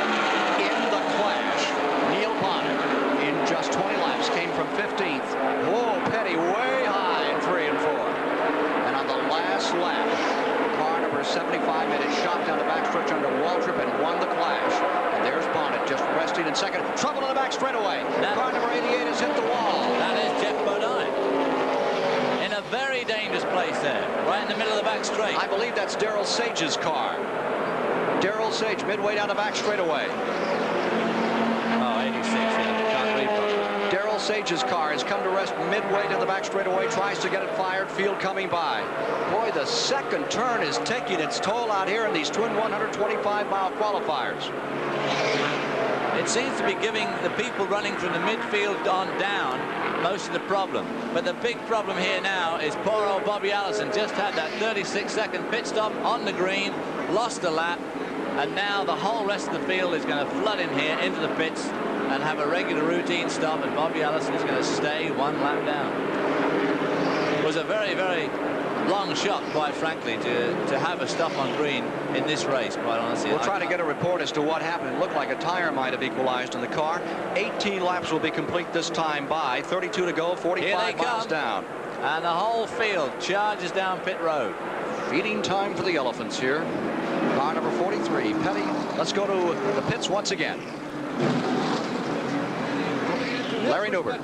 Position along on pit road. Petty comes to a stop. He'll take advantage of this caution flag. You see complete service being issued to Richard Petty. Ned Jarrett at the other end of pit row.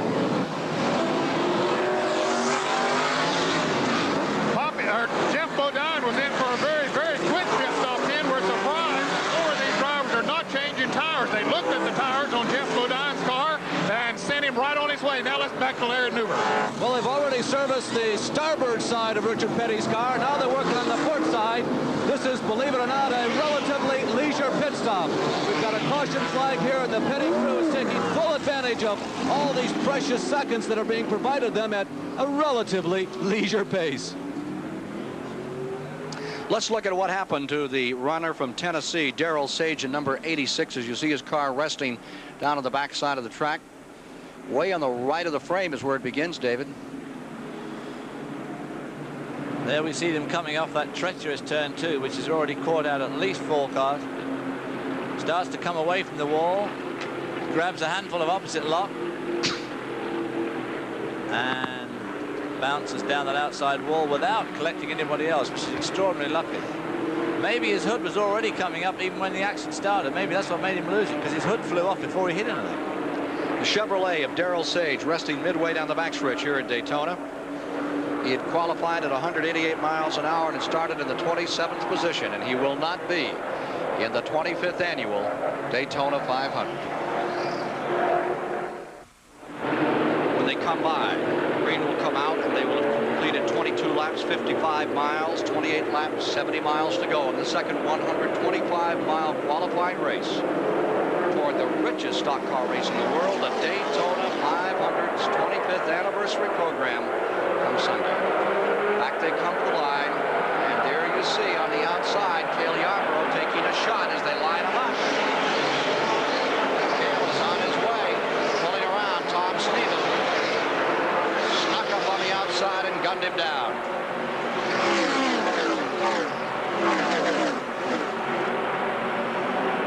Richard Petty and Tim Richmond, meanwhile, back out of that 19th and 20th spot, move up one. Now they are 18th and 19th as they take a bite out of number 32, Bosco Lowe, and whip by him.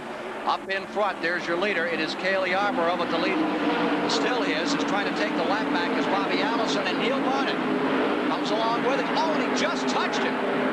The Alabama gang, they're supposed to be friends. Bobby Allison and Neil Bonnet. That's his mentor he's running into there. Now all Bobby Allison's got to do is go around one more time and catch this one up again. He can win this race. What Bobby Allison needs now, like he needs oxygen, of course, is another caution while he is where he is now in front, which will give him his lap back. 6 cars in the lead draft, plus a lapped car. And there you see number 90, the blue car down the inside, dropping through and trying to pick up the spot. That's Richard Brooks as they head down the back straightaway. Richard Brooks trying to fight his way through with light speed, and there is Neil Bonnet, the new leader of the race, trying to put Allison a lap down. And Cale Yarborough coming up in the second spot, also underneath Bobby Allison. Remember, Bobby Allison, number 22, is on the tail end of a lap. Now he is 2 positions back and has been left by those front 2 cars. 24 laps complete, this time by 60 miles. Richard Brooks falls back a bit in the Junior Dunleavy Ford. Halfway next time by. Richard Petty still attacking, having to come from well now after that pit stop. And Richard Petty and Tim Richmond are making a fantastic run through the field. There are the leaders. Neil Bonnet. Last win for him, the World 600, Charlotte, North Carolina, last Memorial Day when he drove for the Wood Brothers. Now with the Warner Hodgson Raymond team. There's Richard Petty running by his lonesome for a moment, trying to find somebody to whip on. And he finds them. There's Richmond coming into the picture just behind Richard Petty, although Richard Petty's put a bit of daylight between himself and Richmond. Petty is closing on Rick Wilson of Martin, Florida, as they go back into turn number 1, halfway as you saw in the event. Leader is Neil Bonnet. 0-2, Dick Trickle, the great Midwestern driver, has just pitted his car. The action is on the back straightaway. It's Bonnet in front, Cale Yarborough in second. Bodine having to go down the outside there, on the inside rather. Takes away third spot. That's as far as he can go. And here comes Petty closing up. Petty closes on number 62, Rick Wilson, directly in front of him. And car number 72, Rusty Wallace, the Midwesterner. Here are the leaders once again. Back in the trial, completing 26 laps. 4 to go. Bonnet in front. Dick Brooks, after a year's layoff, is hanging on very well to that lead group in the Junie Dunleavy Ford. Richard Petty going after Richard Petty, number 43, going after Rusty Wallace and the 72 and the 62 car of Rick Wilson. 0-2 came back on the track. Dick Trickle, you see him there being lapped by the front 5. Black flag, they say, consultation flag maybe coming out. We've got another terrible crash. A serious crash again, and turn number 2 has claimed another victim, and there are still cars spinning and crashing. Car number 51 being torn up was Lenny Pond of Ettrick, Virginia. Back to the line they come with car number 75. Bonnet leading it to the back to the line as they race to the flag. What a bad break for Lenny Pond. If he had any luck at all, it would be bad. And another car destroyed is the 72 car of Rusty Wallace, who had been running right there in front of Richard Petty. Right in front, and Wallace's car was the Easter Seals car, entered by the Ramada Inn people for this event. It's part of a campaign, a special campaign to raise money for Easter Seals. Rusty Wallace twice was the United States Auto Club champion, and Rusty's car looks absolutely destroyed, as bad as the earlier incident. And I think we're going to have an opportunity to see exactly what happened here. And they say that the initial reports are that it has been a very, very hard crash on Rusty Wallace. And here's still another car losing control. Well, down here on pit road, just pulled across the grass and came in. Car number 69, which is Mike Kempton. Rusty Wallace, handsome kid out of the Midwest. And let's look at exactly what happened here. Now there you see Wallace in the 72, Rick Bartow right behind him, and Richard Petty next. They're out of turn 2. Is there contact? Car starts to drift and go away. It may have been collected by Rick Wilson. I think he just got tagged at the back there. The windscreen pops out there. Richard Petty just misses it. Windshield comes out of the car. As it goes backwards, it lifts the back of the car up. And he's floating backwards through the air, similar to what we saw Johnny Anderson do a few years ago. And also Connie Saylor. What happens is, of course, these cars have quite a bit of rake from the front. They're much lower at the front than the back. And when it turned round and went down the road backwards, the air got under the air gets under the trunk and just lifted it up. Now from another angle, here is another angle of what happened. You can see him sliding in and getting caught and flipping backwards, upside down, and then those hard, nasty, sidewinding rolls that bite you. Well, the car just suddenly did a complete reverse roll there. It's spinning one way, then it suddenly stops and reverse spins. Now let's take a look at the second incident which happened, which involved Lenny Pond in the car number 51. And car number 42, I believe, is involved in this. Slick Johnson's car. I think this is all as a result of that first crash, of course, taking avoiding action and right into Lenny Pond's door. Thank goodness these NASCAR cars are constructed the way they are, with the door bars They're built extremely strongly, these cars. In most forms of racing, if you were hit in the door like that, it would be extremely serious. Second serious incident in the 125-mile qualifying races. We are still waiting for a hospital report on Bruce Jacobi, who crashed in the first 125-mile place in almost the identical spot where number 72 has come to rest. The latest word we have from the Halifax Hospital in Daytona Beach is that Bruce Jacobi is in critical condition and is undergoing surgery at this time. Undergoing tests is the late word we have. Waiting now for any word on Rusty Wallace after a similar incident coming out of turn number 2, which has claimed victim after victim in these twin 125-mile qualifying races. Neil Bonnet continues to lead. Cale Yarborough second, Bodine in third, Brooks is fourth, Sneva fifth, and Richard Petty is mighty lucky. 31 laps into the second 125-mile qualifying race at the Daytona Speedway. And as you can see, the back straightaway takes on the complexion of a battlefield. Take a look at what just happened here moments ago to bring out the caution which we are now under. That is Rusty Wallace directly in front of Rick Wilson. It looks like Wilson is in contact. The Wallace car gets sideways. Richard Petty is right there. And he threads the needle. He just barely gets through. The windscreen pops out of Rusty Wallace's car there. He gets behind the scoreboard, hits the grass. The car lifts a little bit, the air gets under it, and it's just like a 4,000-pound leaf being blown down with a 200-mile-an-hour air as it gets under the car and gyrates through that soft ground. From the other angle now, you see the car just getting inside and then taking that awful roll the wrong way as the wind caught it, and then sends it into that series of sidewinders that gives us this for remaining. And this, of course, set off a chain reaction with a car swerving to avoid him there. Lenny Pond trying to avoid him being T-boned. Very lucky there that he wasn't injured at all. One of the two drivers involved in that second shot are standing by, and let's go to Ned Jarrett with him now. Slick Johnson from Florence, South Carolina, the car number 51. Slick, what happened over there? Rusty Wallace, something was tearing up on his car. He blew the engine or something, and the hood flew off, or either the roof, and it started coming down in front of Lenny, and Lenny got on the brakes to keep it from hitting him, and he turned sideways and went into the wall, and I hit Lenny. But you and Lenny, of course, are okay. Yeah, both of us are all right. And Ken, we're standing by the track hospital once again here. They have taken Rusty into the hospital here for observation, and as you saw, his car was damaged very, very badly, and we hope that the report will be good on him. He was here for a good cause to run in the Daytona 500. Proceeds from a special promotion would go to the Easter Seals. His sponsor, Ramada Inns, were participating in that. Now back to you. Rusty Wallace was here a year ago, finished 37th with engine failure. Rusty Wallace, a driver who Roger Penske has been very, very high on. In fact, he ran Atlanta for him and did a magnificent job 2 years back. We are back under green. There are 33 laps now complete in the second 125-mile qualifier. 82.5 miles are down, and Neil Bonnet finds himself on the front end of that freight train going down that very, very persnickety back straightaway today. It has really taken a lot out of this field and out of the first 125-mile qualifier. There you see Cale Yarborough running second, Bodine in third, and it is a replay of the start with car number 90, Richard Brooks, threading his way back up to fourth position.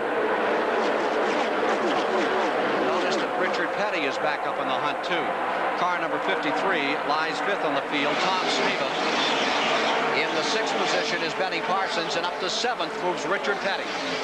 Petty had been 20th on the restart after that first caution period. Have one car running slowly down to the inside of the track. It looks like it will be a retiree. Richard Petty there following Tom Sneva, the IndyCar driver who had an incident here earlier on when he got on some oil. Back with the leaders. Backstretch, Bonnet in front. Cale Yarborough right there knocking on the door. There is your leader, Neil Bonnet. He is as brave and as determined a race driver as there is, and here comes Petty. Richard Petty, the seven-time champion, down to the inside, putting Bobby Allison a lap down. And right behind Richard Petty is Benny Parsons, who started off pretty well down the field in that car number 55, also looking for a good finish in this race to make sure he gets into Daytona 500. Desperation time. If you want to make the $1 million Daytona 500, you have to do it here. but it must be added pressure with the incidents we've seen thus far today. Well, it can't be doing them much good. Their mentality must be going through it, because every time something happens, it seems to happen up there at turn 2, and they must be getting it right. Dick Brooks making a great run down the inside there in the Junior Dunleavy Ford. Old Junior will be chomping on his cigar in the pits there, getting quite excited, I imagine, at this stage. Richard Petty high there. Petty up on the outside the 4th as Richard Brooks lost the draft and fell back. 14 laps to go this time, and here comes Petty. Crowd on their feet as the all-time king of Daytona, Richard Petty, winner of 195 Grand National races, second to none, moves his way through the field. 41 races without a win. Will he change it here? Petty moves the Pontiac into 3rd. Chevrolet now running 1 and 2. That car of Richard Petty is proving to be particularly competitive this afternoon. On the inside, Petty going for first. Petty goes under Cale Yarborough, goes under Neil Bonnet, and Richard Petty sails the number 43 out into the lead.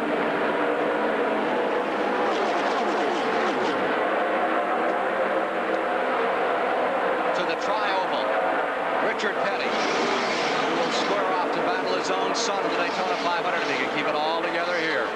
Goes back into turn number 1. Bonnet takes a look at the inside. Richard Petty, the amazing, the incredible race driver that he is, and one of the finest people in the sport of motor racing. On the back straightaway. Trouble at turn 1. Car spinning, number 19 out of control, landing down on the inside. It's Ronnie Sanders. That car was scheduled for Dick May to start, and they made a substitution. Ronnie Sanders getting the thrill of his life. Also. Caution is out again. Race back to the stripe. Here they come to the line. Charging back under caution. Petty will come across first. Bonnet in second. Yarborough third. Bodine in fourth. Richard Brooks in fifth. Well, Bobby Allison could do one of those cautions to come out at a slightly more fortuitous moment for him to get that lead, that lap back that he's already lost. 1 year ago, everything went for Bobby Allison correctly. This year, absolutely nothing going right for him. Some days are diamonds, some days are stone. Let's look at what happened to Ronnie Sanders here. Well, he was one of the lucky ones today. He hits that soft ground, and the car just continues to spin, slides across the very soft infield, hits the road racing track, just bounces over it, and carries on spinning, and nothing happens to the car or to him, luckily. And that just seems to be the luck of the draw in motor racing. Sometimes it's your day, like you said before about Bobby Allison, and sometimes it's not. Ronnie Sanders' Buick coming to rest. That must bother a little, though, that it is the luck of the draw so many times by which a race and sometimes your life can be decided. Well, I suppose if you really thought about it too much, it wouldn't be very good for you. But luckily, most drivers tend to think of, obviously, like soldiers and policemen, there's never going to happen to them. And once you start to think about it, of course, you'll be finished. Into the pits comes Tim Richmond, number 27. This is his second stop. He must have a problem. The car doesn't need a stop at this stage of the race, putting some gas on. So Richard Petty is out in front in one of the 125-mile qualifying races here today. The question is, can he stay there to the finish? 10 laps remain in the second 125-mile qualifier here at Daytona. A wreck-strewn day. Blackened caution has just been given to one of the cars on the track.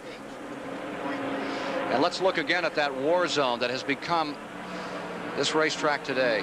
There you see the remains of the car number 72, which was just destroyed in a horrific crash. It's very rare that you see these NASCAR cars torn up as badly as that car, and also Bruce Jacobi's car earlier on today. They're so strong. But note how the roll cage is still fully up on car number 72. The worst thing that happened to that car was that as it started to spin, it spun one way because of the air. As soon as it hit the floor, it reversed the rotation of the spin. To Ned Jarrett.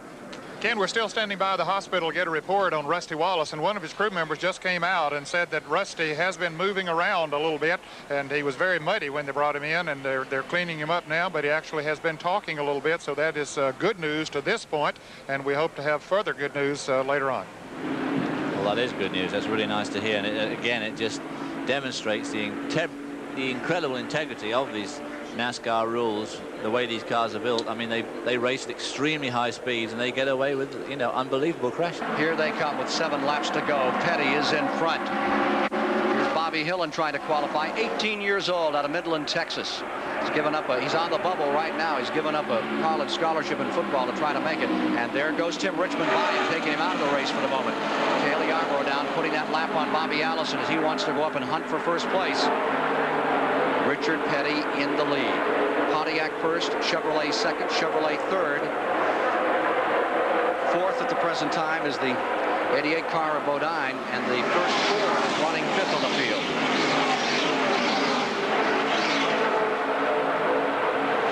Front 3 cars getting a little bit of a break, about 20 car lengths back to the next competitor in that active lap. Well, the front 4 cars really have made a bit of a break. They're all staying in line, and then the next 4 cars are running down side by side, and they'll just continue to lose airspace as they do that, because they lose the draft so badly. Until they get back in line, they can forget it. When they come by, 5 laps to go. Will be completing the 45th this time by. Stripe. Rick Wilson saying goodbye to this race. Number 62, nearly involved in that incident with Rusty Wallace. Turn 2. Richard Petty bears down.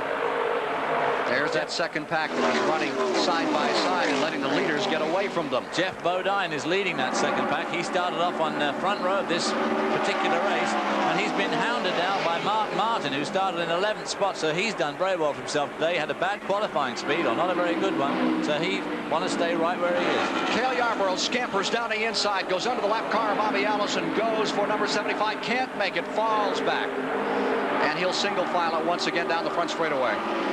Better than 190 miles per hour through here. They make it look so easy. These, the masters of this incredibly quick and sometimes frighteningly dangerous game. Petty in front. Now let's take a look at that second pack. Richard Brooks has worked his way back to the front of that again, followed by Mark Martin. Jeff Bodine's dropped to 3rd spot in there, but that makes him 7th overall, but he's still good for the race. There's that second pack as you see the interval between the first group and the second group. It's about 2 seconds. Watching those leaders down into the turn. Bonnet loves to pass going into 3. He just puts his foot on the floor and flat foots it in there. Let's see if that'll be the strategy. Waltrip tried to hold him before, and he had his problems there.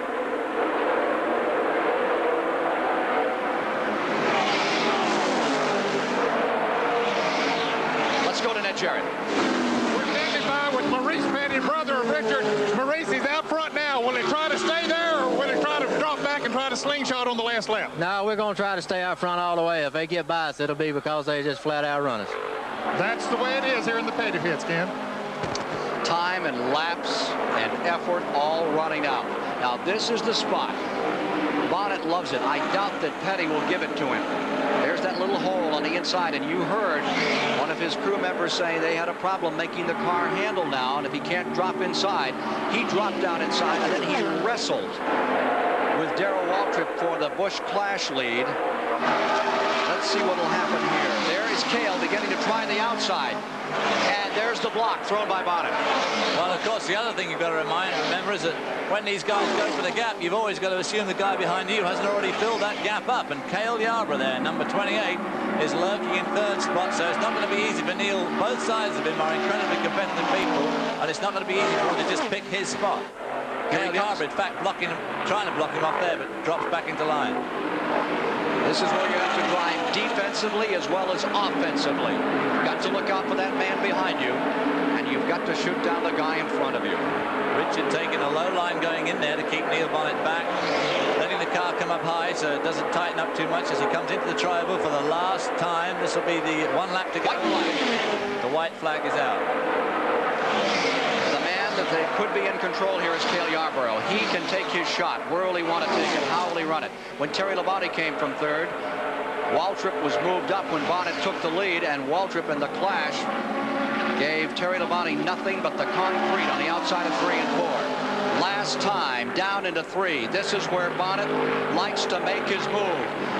He up his fortitude, and he makes the dive to the inside. Bonnet finds the hole. He goes into first place. At nearly 200 miles an hour, they take that shot. Neil Bonnet is in front. Richard Petty is in second. Cale Yarborough is in third. Here they come to the line. Richard Petty is coming back on the outside. It is Yarborough on the inside, but the winner is Bonnet. And there is a spin just at the end. Bobby Hillin spun just at the end of the event. Bobby Hillin, fortunate that it is nothing more than just a spin. What a remarkable finish. 3 cars side by side across the line. And Neil Bonnet continues to wrestle number 75 across by inches here on the Daytona Speedway in 1983.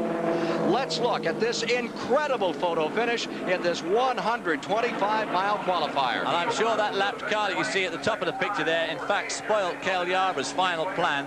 He had to go at Richard Petty, but it didn't quite come off. Neil Bonnet won the race. Richard Petty just half a door length behind him. Cale Yarborough right there with him. But I think Cale's plans were foiled just at that last inch by that lap car. Wait till Sunday. That's what Richard Petty and Cale Yarborough are saying right now. Magnificent maneuver. They said there was a handling problem, and that's right when you don't want to have a handling problem, going down into turn number 3, because that's where you want everything working perfectly to get you through there if you want to shoot your shot. So Neil Bonnet has won the second 125-mile qualifier and becomes a serious favorite to win Sunday's Daytona 500. Bobby Allison credited with 17th. He'll have to stand on his time for the Daytona 500.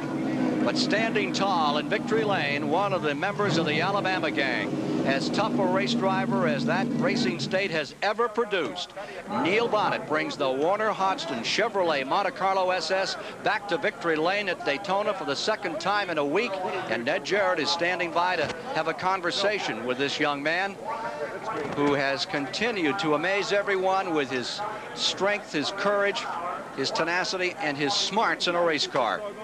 Having a little trouble unhitching. That's been the only problem he's had thus far today. Let's go to Ned Jarrett. Well, Neil Bonnet, he got into the act in and had no problem in getting that window screen unfastened. He gets his driving gloves off now. He already has the safety belt and the shoulder harness unfastened. Now his helmet comes off. Of course, being in victory lane here at the Daytona International Speedway twice within the last 4 days. Significant amount of money, $50,000 in the Busch Clash, and now $18,000 here today. Here he waves to the crowd and gets a big handshake and big hand from the folks here in Victory Lane. Neil, congratulations. Ned, I tell you what, these boys, Bob Rahilly, Butch Mock, and Jake Elder, Warner Hodgson, them put out some effort with this race car, and it's showing up right now. The car just runs super. I was sitting there leading the race. I knew I couldn't win the race from the lead, so I had to back the whole pace. I had to slow the whole line of cars down. I saw Richard coming. I felt like that's a man I need to be following because he's going to the front. Well, you got that thing down pat now, that last lap deal. Well, I'm going to try one from the front next time. I believe this thing will do it from the front, but I just wanted to be careful. Well, Neil, these Chevrolets with that slope front end on it, apparently they're handling well, better than you expected maybe when you came to Daytona? Ned, I tell you what, the Chevrolet people did one heck of a job with this race car, but I'm a little loose in the corner right now. When I was leading the race there, I was a little bit loose. We're going to have to do a little bit more work. You know, the crew hasn't stopped working on the car since we've been here, and we won 2 of the races, so we're going to keep working and get the thing ready for the 500. Well, here's a young lady that's very happy, his wife Susan, in the Victory Lane, and the traditional kiss from the wife Susan. I know that you're very happy too. Yes, I am. Well, Ken, that's the happy scene here in Victory Lane. Let's go to more unhappy news for the moment. Let's see what we can get for a report from the field hospital here at Daytona. Larry Newber's standing by. Well, Ken, the news is good. I'm standing with James Hilton, of course, another one of the drivers who competed here this afternoon. James just came out of the hospital, and the report on Rusty is pretty positive right now, isn't it? Well, I'm not a doctor, and I don't claim to be, but I happened to be in there when they brought Rusty in. And all his vital signs are good. The doctors talked to us about it, and the 2 brothers are in there. Have already talked to Rusty. And, you know, he's got some injuries, but he's going to make it, and everything's good, and they're just taking him for a checkup. And they said he'll be released pretty soon. He's not really that hurt. We don't really have an update officially on Bruce Jacobi. The information that we do have is that apparently there are definite internal injuries. He is still in the intensive care unit. And as Ken Squire mentioned earlier on this broadcast, he is listed officially in critical condition. We'll take a look at the final standings in the second 125-mile race and put together for you how some of this Daytona 500 will go on Sunday with David Hobbs after these messages. The twin 125s at Daytona for 1983, a curiosity. Let's take a look at the finish first. In round number 1, Dale Earnhardt defeated Buddy Baker coming across the line with Kyle Petty, a major surprise in 3rd, A.J. Foyt finishing in 4th.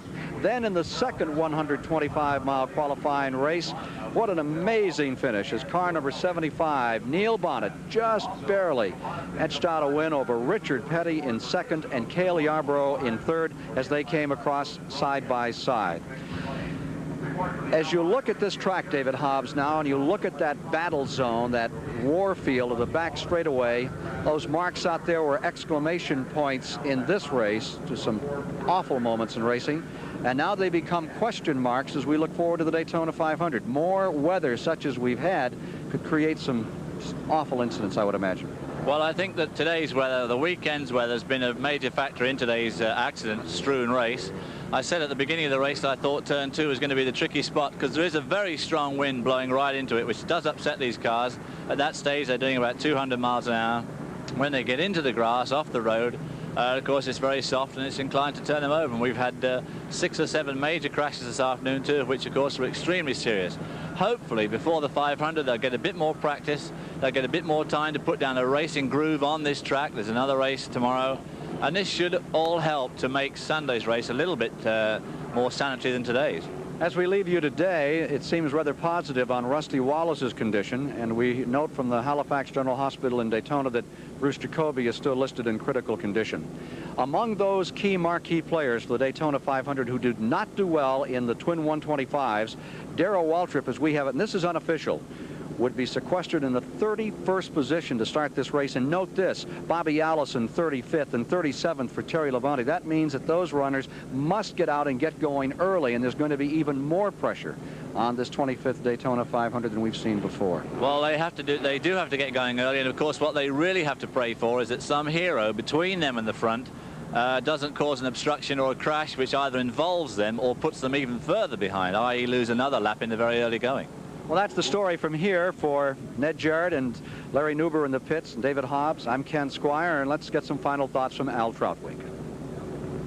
Thank you, Ken Squire. It is for sure that these race drivers, the Grand National drivers here at Daytona, race with great speed, and they also race with great danger. We had 2 chilling reminders of that fact here this afternoon. But we also had 2 great, thrilling Daytona finishes, the kind of finishes that has made this racetrack a famous mark in auto racing.